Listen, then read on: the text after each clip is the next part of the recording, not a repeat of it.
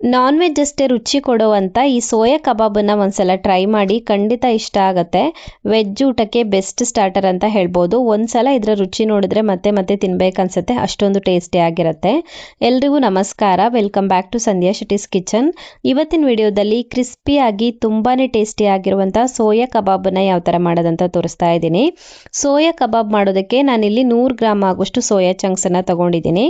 Soya ಚಂಕ್ಸನ್ನು ಒಂದು ಬೌಲ್ಗೆ ಹಾಕಿಬಿಟ್ಟು ಇದಕ್ಕೆ ಬಿಸಿನೀರು ಹಾಕಿ ಸ್ವಲ್ಪ ಹೊತ್ತು ನೆನೆಸ್ಕೊಳ್ಬೇಕು. ಸೋಯಾ ಚಂಕ್ಸ್ಗೆ ಬಿಸಿನೀರು ಹಾಕಿದಾಗ ಅದು ನೆನೆದ್ಬಿಟ್ಟು ಮೆತ್ತಗಾಗುತ್ತೆ. ಬಿಸಿನೀರು ಹಾಕಿಬಿಟ್ಟು ಒಂದು 5 ನಿಮಿಷದವರೆಗೂ ಹಾಗೇನೆ ಬಿಟ್ಬಿಡೋಣ. 5 ನಿಮಿಷ ಆದ ನಂತರ ಚೆಕ್ ಮಾಡ್ಕೊಳ್ತಾ ಇದ್ದೀನಿ. 5 ನಿಮಿಷ ಆದ ನಂತರ ಸೋಯಾ ಚಂಕ್ಸ್ ಬಿಸಿನೀರನ್ನು ಹೀರ್ಕೊಂಡ್ಬಿಟ್ಟು ಮೆತ್ತಗಾಗಿದೆ. ಇವಾಗ ಇದರಿಂದ ನೀರನ್ನು ಹಿಂಡಬೇಕು. ಮೆತ್ತಗಾದಾಗ ನೀರನ್ನು ಈಸಿಯಾಗಿ ಹಿಂಡೋದಕ್ಕೆ ಬರುತ್ತೆ. ಎಲ್ಲ ಸೋಯಾ ಚಂಕ್ಸಿಂದನೂ ನೀರನ್ನು ಹಿಂಡ್ಬಿಟ್ಟು ಇನ್ನೊಂದು ಬೌಲ್ಗೆ ಹಾಕಿಟ್ಕೊಳ್ಳಿ. ಇವಾಗ ಇದನ್ನು ಮ್ಯಾರಿನೇಟ್ ಮಾಡ್ಕೊಳ್ಬೇಕು. ಮ್ಯಾರಿನೇಷನ್ಗೆ ಇದಕ್ಕೆ 2 ಟೇಬಲ್ ಸ್ಪೂನ್ ಆಗೋಷ್ಟು ಕಾಶ್ಮೀರಿ ಚಿಲ್ಲಿ ಪೌಡರ್ ಹಾಕ್ಕೊಳ್ತಾ ಇದ್ದೀನಿ. ಕಾಶ್ಮೀರಿ ಚಿಲ್ಲಿ ಪೌಡರಿಂದ ಕಲರ್ ಚೆನ್ನಾಗಿ ಬರುತ್ತೆ ಮತ್ತು ಖಾರ ಆಗೋದಿಲ್ಲ. ಹಾಗೆಯೇ 1/4 ಟೀ ಸ್ಪೂನ್ ಆಗೋಷ್ಟು ಅರಿಶಿನದ ಪುಡಿನ ಹಾಕ್ಕೊಳ್ಬೇಕು. ಅರ್ಧ ಟೇಬಲ್ ಸ್ಪೂನ್ ಆಗೋಷ್ಟು ಧನಿಯಾ ಪುಡಿನ ಹಾಕ್ಕೊಳ್ಬೇಕು. 1/4 ಟೇಬಲ್ ಸ್ಪೂನ್ ಆಗೋಷ್ಟು ಗರಂ ಮಸಾಲೆ ಪುಡಿನ ಹಾಕ್ಕೊಳ್ಬೇಕು ಮತ್ತು 1/4 ಟೇಬಲ್ ಸ್ಪೂನ್ ಆಗೋಷ್ಟು ಶುಂಠಿ ಬೆಳ್ಳುಳ್ಳಿ ಪೇಸ್ಟನ್ನು ಹಾಕ್ಕೊಳ್ಬೇಕು. 1 ಟೇಬಲ್ ಸ್ಪೂನ್ ಆಗೋಷ್ಟು ನಿಂಬೆಹಣ್ಣಿನ ರಸನ ಹಾಕ್ಕೊಳ್ಬೇಕು. ರುಚಿಗೆ ತಕ್ಕಷ್ಟು ಉಪ್ಪನ್ನು ಹಾಕ್ಕೊಳ್ಬೇಕು ಮತ್ತು ಸ್ವಲ್ಪ ಕರಿಬೇವಿನ ಎಲೆಗಳನ್ನು ಸಣ್ಣಗೆ ಹೆಚ್ಚಿಬಿಟ್ಟು ಹಾಕ್ಕೊಳ್ಬೇಕು. ಒಂದು 10 ಕರಿಬೇವಿನ ಎಲೆಗಳನ್ನು ಸಣ್ಣದಾಗಿ ಹೆಚ್ಚಿಬಿಟ್ಟು ಹಾಕ್ಕೊಳ್ಬೇಕು. ಇವಾಗ ಇದನ್ನು ಚೆನ್ನಾಗಿ ಮಿಕ್ಸ್ ಮಾಡ್ಕೊಳ್ಳೋಣ. ಇವಾಗ ನೀರು ಹಾಕ್ಕೊಳ್ಳೋದು ಬೇಡ, ಹಾಗೆಯೇ ಡ್ರೈ ಆಗಿನೇ ಸ್ವಲ್ಪ ಹೊತ್ತು ಮಿಕ್ಸ್ ಮಾಡ್ಕೊಳ್ಳಿ. ಮಿಕ್ಸ್ ಮಾಡ್ಕೊಂಡ ನಂತರ ಇದಕ್ಕೆ 3 ಟೇಬಲ್ ಸ್ಪೂನ್ ಆಗೋಷ್ಟು ಕಡಲೆ ಹಿಟ್ಟನ್ನು ಹಾಕ್ಕೊಳ್ತಾ ಇದ್ದೀನಿ.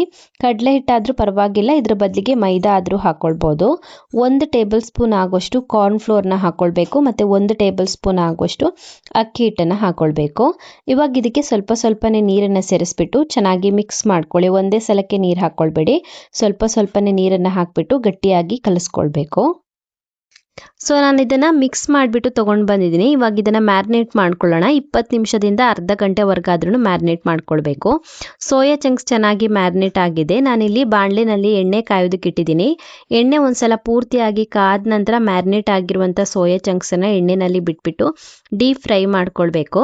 ಎಣ್ಣೆ ಪೂರ್ತಿಯಾಗಿ ಕಾದ ನಂತರ ಉರಿನ ಮೀಡಿಯಂ ಫ್ಲೇಮಲ್ಲಿ ಇಟ್ಕೊಳ್ಳಿ. ಮೀಡಿಯಂ ಫ್ಲೇಮಲ್ಲಿ 5 ನಿಮಿಷದವರೆಗೂ ಡೀಪ್ ಫ್ರೈ ಮಾಡ್ಕೊಳ್ಬೇಕಾಗತ್ತೆ.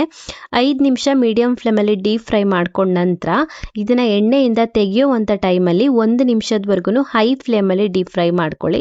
ಈ ಥರ ಮಾಡೋದ್ರಿಂದ ಸೋಯಾ ಚಂಕ್ಸ್ ಕಬಾಬ್ ಇನ್ನೂ ಕೂಡ ಕ್ರಿಸ್ಪಿಯಾಗಿ ಬರುತ್ತೆ. ಸೊ ಇದು ಚೆನ್ನಾಗಿ ಫ್ರೈ ಆಗಿದೆ, ರೆಡಿಯಾಗಿದೆ ಸೋಯಾ ಚಂಕ್ಸ್ ಕಬಾಬ್. ರಿಮೂವ್ ಮಾಡ್ಕೊಳ್ತಾ ಇದ್ದೀನಿ ಎಣ್ಣೆಯಿಂದ. ವೆಜ್ ಊಟ ಎಲ್ಲ ಇರುವಾಗ ಸ್ಟಾರ್ಟರ್ ಆಗಿ ತುಂಬಾ ಚೆನ್ನಾಗಾಗುತ್ತೆ, ಹಾಗೆಯೇ ಸ್ನ್ಯಾಕ್ಸ್ ಆಗಿ ತಿನ್ನೋದಕ್ಕೂ ಕೂಡ ಚೆನ್ನಾಗಿರುತ್ತೆ. ನೀವು ಕೂಡ ಈ ರೆಸಿಪಿನ ಮನೆಯಲ್ಲಿ ಮಾಡಿ, ಖಂಡಿತ ಎಲ್ಲರಿಗೂ ಇಷ್ಟ ಆಗುತ್ತೆ. Thank you for watching my video. ನಿಮಗೆ ಈ ವಿಡಿಯೋ ಇಷ್ಟ ಆಗಿದ್ರೆ ವಿಡಿಯೋಗೊಂದು ಲೈಕ್ ಕೊಡಿ, ಕಮೆಂಟಲ್ಲಿ ಹೇಗಿದೆ ಅಂತ ತಿಳಿಸಿ. ಹಾಗೆಯೇ ನನ್ನನ್ನು ಸಬ್ಸ್ಕ್ರೈಬ್ ಮಾಡ್ಕೊಳ್ಳೋದನ್ನು ಮರಿಬೇಡಿ.